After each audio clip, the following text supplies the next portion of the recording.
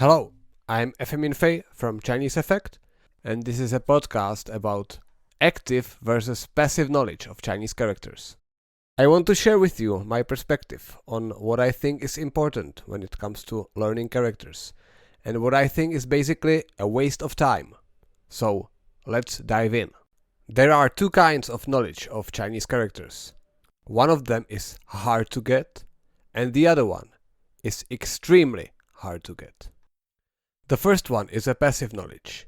That means that you are able to recognize the character when you see it, but you are not able to write it from your memory. The second type is active knowledge, and it means that you are able to write the character on a paper without any external guidance, just from your memory. I recently asked my Instagram followers whether they try to gain this active knowledge of characters, and the answer, honestly, shocked me. About 65% of people who responded are actually trying to attain the active knowledge of characters. I think that there is something deeply wrong about this approach, and I need to share my perspective here.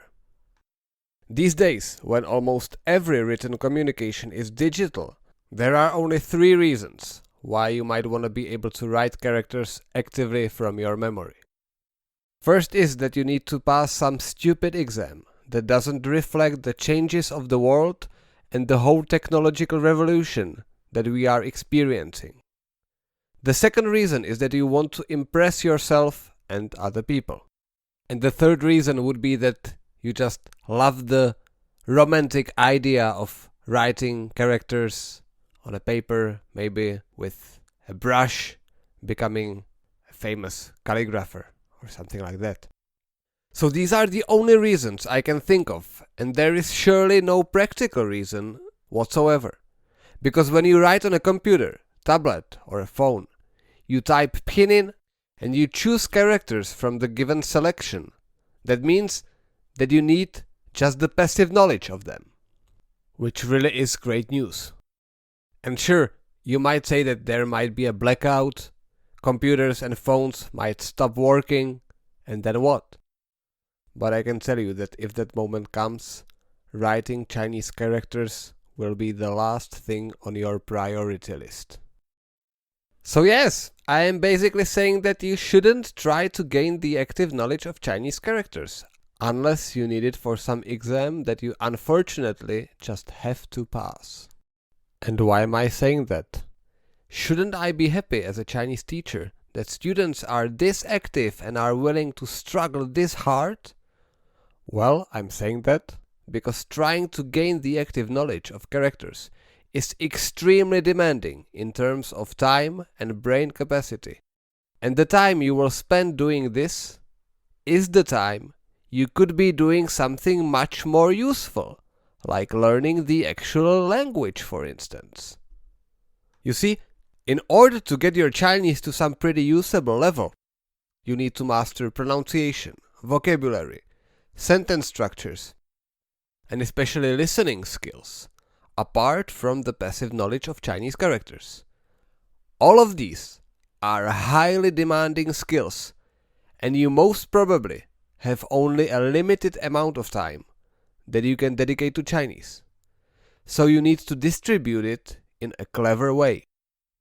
And if you don't distribute it in a clever way, and you spend months learning Chinese characters, and after all this time you still won't be able to say and understand basic things, then there is a big chance that you will drop out forever. And that isn't good either for you, neither for me, as a teacher, and especially learning tools provider. Life is all about a clever management of resources, and in our case, the resources are time and brain capacity. We can dedicate only a limited amount of time and brain capacity to certain activities, and we need to distribute them wisely so that we get as much benefits as possible out of the activity.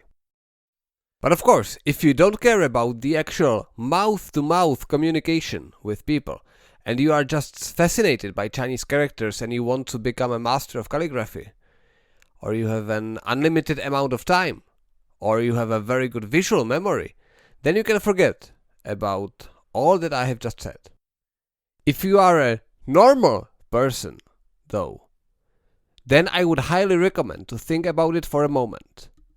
Ask yourself, do I really need to be able to write characters from my memory? I, personally, can write about 1/10 of what I used to be able to write back in the day at the Renmin University in Beijing, and I couldn't care less, as a matter of fact. My Chinese is actually better than ever. Fine. Let me make one thing clear now. I'm not saying that you shouldn't write characters at all. You still need to be able to recognize them when you see them, and writing is one of the smart ways how to gain the passive knowledge, especially when you combine it with other clever methods. I'm just saying that you should have reasonable goals. And if you still want to be able to write characters actively because you just like the idea for any reason, then I would recommend that first you gain skills in listening, speaking and reading, so that you are able to use the language at a reasonable level, and only then you add the active writing skills. I think that is a reasonable recommendation. Oh, and one more thing. If you want to learn to write characters in order to impress yourself or other people, I have 2 tips for you. First one would be grow up. Others don't care if you can write Chinese characters. What really matters to people is whether you are a strong, reliable and honest person or not. Of course, in order to become a strong person with a healthy self-recognition, you need to set some goals for yourself and work on them, because we all need to know that we are good at something. But my advice is, and I will be repeating myself, make speaking and understanding Chinese your goal. Don't let one insignificant aspect of the language block your progress in other areas that are much more important. And the second tip would be, if you want to look cool at parties and impress hot chicks or cool guys with your writing skills, then learn to write 1 or 2 clever sentences that matter to you. Sentences with some profound message that is inspiring to you. If you do that, you will still be able to impress people, and the time that you will need to gain this skill will be within reasonable boundaries. Fine, that is all I wanted to cover in this podcast. I hope it was inspiring, and I will be very happy to hear about your perspective and your experience. In one of the next podcasts or videos, I would like to give you my tips on how to efficiently learn Chinese characters, because as I said, the passive knowledge of characters obviously is important. So make sure to stay tuned, give this podcast a like, follow, subscribe, and have a nice day. Bye.